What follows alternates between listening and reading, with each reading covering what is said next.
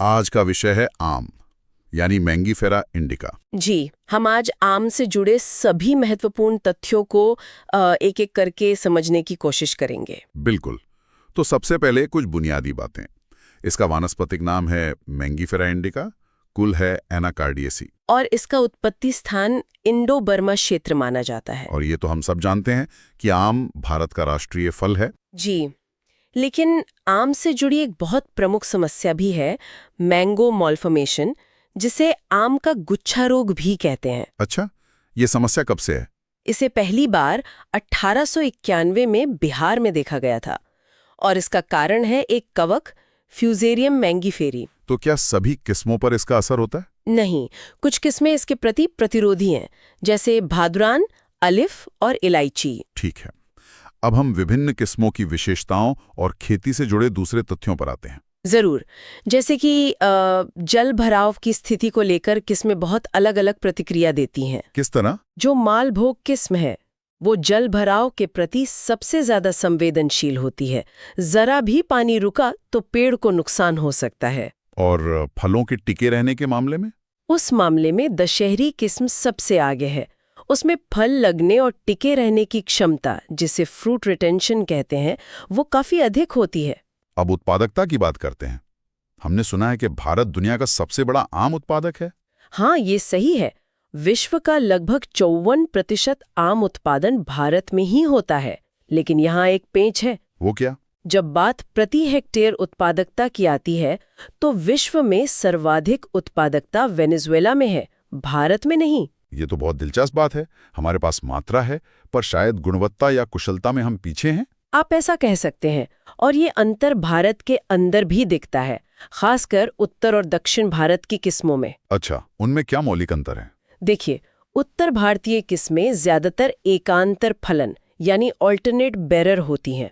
मतलब एक साल फल देंगी, अगले साल नहीं? बिल्कुल।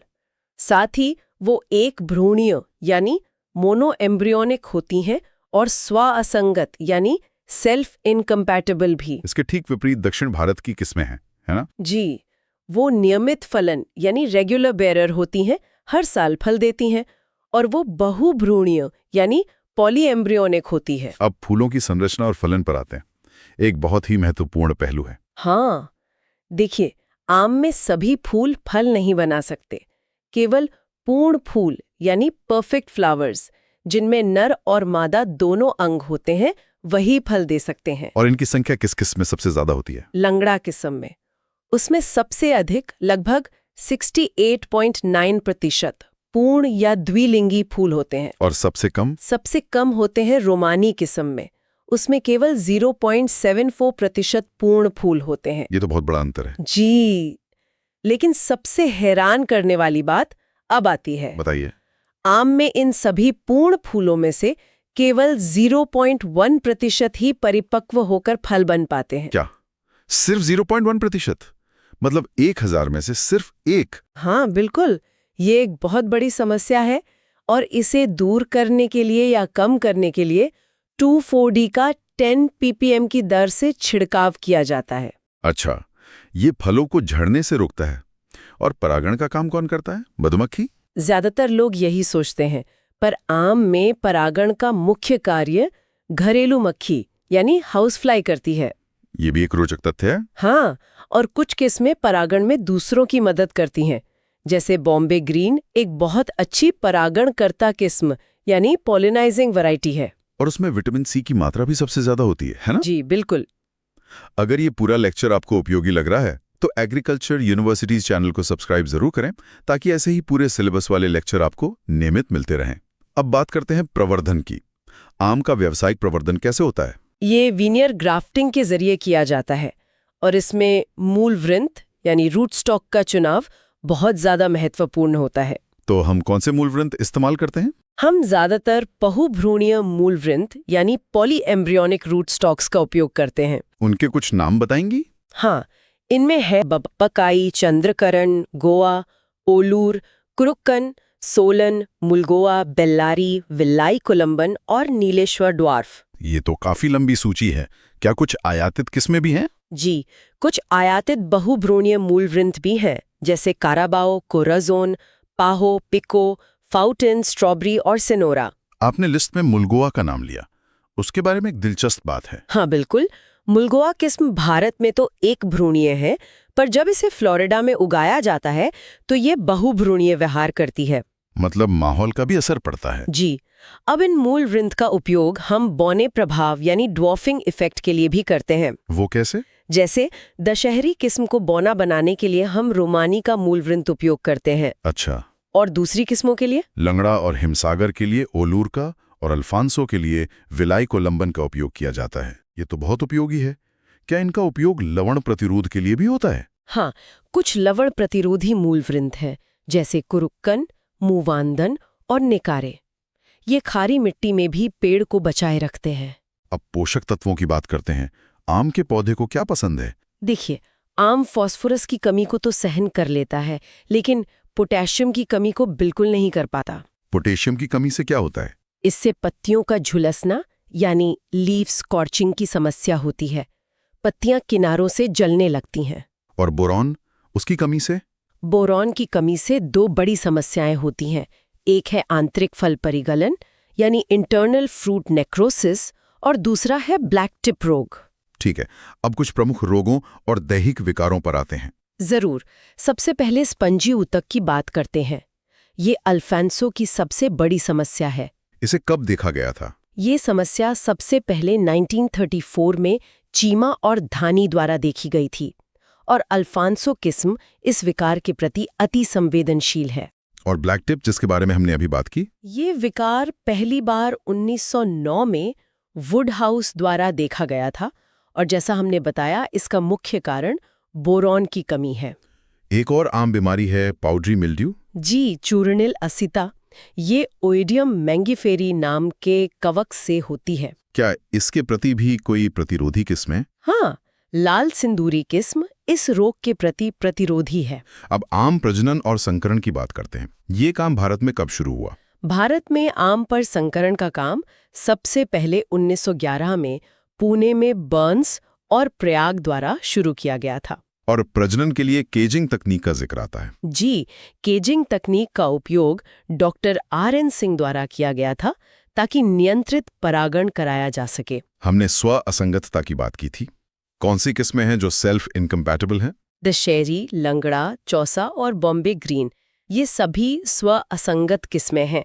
इन्हें फलन के लिए दूसरी किस्मों के पराग की जरूरत होती है। अगर ये पूरा लेक्चर आपको उपयोगी लग रहा है तो एग्रीकल्चरल यूनिवर्सिटीज चैनल को सब्सक्राइब जरूर करें, ताकि ऐसे ही पूरे सिलेबस वाले लेक्चर आपको नियमित मिलते रहें। अब फसल कटाई और उसके बाद के प्रबंधन पर आते हैं। फल की परिपक्वता का पता कैसे चलता है? इसके लिए परिपक्वता सूचकांक यानी मैच्योरिटी इंडिसेस का इस्तेमाल होता है, जैसे कि विशिष्ट गुरुत्व या स्पेसिफिक ग्रेविटी। अलग अलग किस्मों के लिए ये अलग होता होगा। हाँ, अल्फोंसो के लिए ये 1.01 से 1.02 होना चाहिए, जबकि दशहरी के लिए ये 1.0 होता है। और मिठास का पैमाना क्या है? उसे कुल घुलनशील ठोस यानी TSS में मापते हैं। अच्छी किस्मों में TSS 20% होता है। किस किस्म में TSS सबसे ज्यादा होता है? जेवियर नाम की एक किस्म है जिसमें सर्वाधिक TSS पाया जाता है, 24.8 ब्रिक्स। फसल काटने के बाद भंडारण एक बड़ी चुनौती है।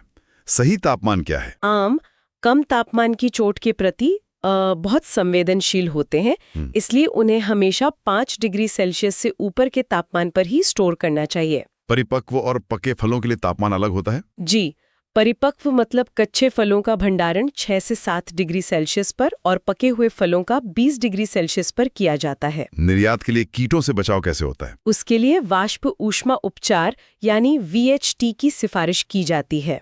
यह फल मक्खी और स्टोन वीविल से बचाव के लिए होता है। आम के बीज या गुठली की जीवन क्षमता कितनी होती है? बहुत कम, सिर्फ 30 दिन यानी लगभग 4 सप्ताह। और खेती के लिए आदर्श तापमान? आम की खेती के लिए 24 से 27 डिग्री सेल्सियस के बीच का तापमान सबसे अच्छा माना जाता है। क्या भारत में कहीं साल में 2 फसलें भी ली जाती हैं? हाँ, तमिलनाडु के कन्याकुमारी जिले में वहाँ की विशेष जलवायु के कारण आम की 2 फसलें ली जाती हैं। चलिए अब कुछ प्रमुख किस्मों की विशेषताओं पर विस्तार से बात करते हैं। अल्फांसो से शुरू करें। जरूर। अल्फांसो भारत की सबसे लोकप्रिय किस्म है, निर्यात के लिए बेहतरीन है। लेकिन स्पंजी ऊतक के प्रति संवेदनशील है। और बैंगनपल्ली? ये आंध्र प्रदेश की मुख्य व्यावसायिक किस्म है। बॉम्बे ग्रीन के बारे में बताइए। ये उत्तर भारत की सबसे अगेती किस्म है। इसे उत्तर प्रदेश में मालदा और दिल्ली में सहरोली भी कहते हैं। सबसे मीठी किस्म कौन सी है? वो है चौसा। इसे आम की सबसे मीठी किस्म माना जाता है। और दशहरी? दशहरी उत्तर भारत की सबसे लोकप्रिय किस्म है। कोई देर से पकने वाली किस्म? हाँ, फजली देर से पकने वाली किस्म है। प्रसंस्करण यानी प्रोसेसिंग के लिए कौन सी अच्छी है? केसर। ये सौराष्ट्र गुजरात की किस्म है और प्रसंस्करण के लिए इसकी गुणवत्ता बहुत अच्छी होती है। कर्नाटक का अल्फांसो किसे कहते हैं? बादामी किस्म को। ये कर्नाटक की प्रमुख किस्म है। लंगड़ा किस्म की क्या खासियत है? इसमें तारपीन जैसी एक विशेष गंध होती है और एक और बात, इसमें फल गिरने की समस्या सबसे अधिक होती है। बेमौसमी फल देने वाली किस्में कौन सी हैं? निरंजन एक बेमौसमी किस्म है। और नीलम? नीलम संकरण के लिए सबसे अच्छी संयोजक किस्म मानी जाती है। ये लंबी दूरी के परिवहन के लिए भी आदर्श है और साल में 2 फसलें देती है। आम की कोई उत्परिवर्तित यानी म्यूटेंट किस्म? रोजिका। ये एक म्यूटेंट किस्म है। एक और बेमौसमी किस्म का जिक्र आता है, मधुलिका। जी, मधुलिका सबसे जल्दी फल देने वाली यानी प्रिकॉशियस किस्म है और ये एक बेमौसमी किस्म भी है। पाउडरी मिल्डियो प्रतिरोधी किस्म कौन सी के? लाल सिंदूरी। सेब के आकार वाली किस्म? रुमानी। और सिंधु बीज रहित किस्म है। इनके अलावा भी कई किस्में हैं, जैसे गुलाब खास, हिमसागर। जी, किशनभोग, मानकुराद, पायरी, तोतापुरी, जिसे बेंगलोरा भी कहते हैं। मुलगुआ के बारे में एक और महत्वपूर्ण बात है। हाँ, इसे आम की सभी रंगीन किस्मों की जननी माना जाता है और ये परिरक्षित पदार्थ यानी प्रिजर्व बनाने के लिए बहुत उपयोगी है। अब फलन की आदत के आधार पर किस्मों को कैसे बांट सकते हैं? हम उन्हें नियमित फलने वाली और बेमौसमी फलने वाली किस्मों में बांट सकते हैं। नियमित फलने वाली कौन सी है? नीलम, गुलाब खास, हिमसागर, पायरी और तोतापरी। और बेमौसमी? निरंजन और मधुलिका। निर्यात की जाने वाली प्रमुख किस्में कौन कौन सी हैं? अल्फांसो, केसर, गुलाब खास, लखन भोग और सफर पसंद। कुछ विदेशी रंगीन किस्मों के नाम भी बताइए। Tommy Atkins, Gillette, Hayden, sensation और जूली, ये कुछ प्रमुख विदेशी रंगीन किस्में हैं। तो हमने आम की किस्मों, उनकी विशेषताओं और कृषि क्रियाओं का एक बहुत ही विस्तृत अध्ययन किया। ये सब जानने के बाद एक सवाल मन में जरूर आता है। पूछिए। उत्तर और दक्षिण भारत की किस्मों में ये जो एक भ्रूणीय और बहुभ्रूणीय होने का एक मौलिक अंतर है, ये आखिर विकसित क्यों हुआ होगा और इसका उनकी अनुकूलन क्षमता पर क्या प्रभाव पड़ता है? ये एक बहुत ही गहरा सवाल है। ये अंतर शायद हमें बताता है कि कैसे एक ही फल ने भारत के अलग अलग कोनों की जलवायु और मिट्टी के हिसाब से खुद को हजारों सालों में ढाला है। ये एक पारिस्थितिक और आनुवांशिक पहेली है जिसका जवाब शायद आम के भविष्य के लिए नए रास्ते खोल सकता है।